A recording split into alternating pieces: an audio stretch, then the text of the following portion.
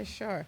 I wasn't going to talk about this, but I feel like I have to because it's been grinding my gears. So they actually turned people away at the Canada versus Trinidad and Tobago game. I didn't know that. Yes. How and why? Okay, so and this is just from me looking and seeing what's going on. So for any crowd that's in a stadium, you guys know this, any event that you throw, you have to have a certain amount of fire officials there. So Right. they bartered for a certain amount. It was way lower than what showed up.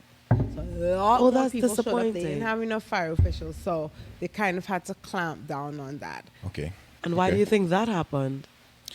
Be- what do you mean? Which part? The hiring of less fire officials Because than necessary. they predicted a low turnout. outcome. Lower number, And it's had to pay now. It's had to pay which is big a lot of money. upsetting. Yeah. So they set themselves up for failure. They were prepared for failure. No, well, somebody would have had to answer.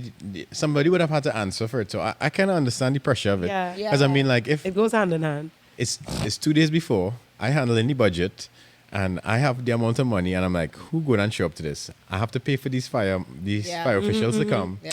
Am I going to say, all right, so I'm going to pay for 100 fire marshals to come out? Yeah. And then I'm predicting they only have Yeah. a certain number of people, and then Monday morning I had to answer my boss and be like, Edson, so why did you have 100 fire marshals come out and only this amount of people? So somebody would have to be brave definitely. enough Yeah. to sort it out, and that person is most likely not the person who was doing the marketing. No, they just got So the figures for how they many just got the people figures are from somebody expecting, and how was many like, all right, we're tickets were expecting this sold. much, and they had to make the decision. Exactly. I guess. You made a very good point. A lot of times in planning events or just anything, executing any sort of business idea, you realize that people are very siloed in their work.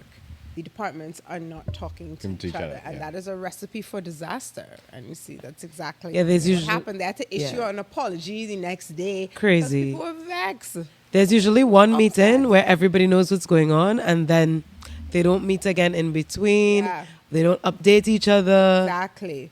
Exactly. So- Imagine you come out to support your country, right?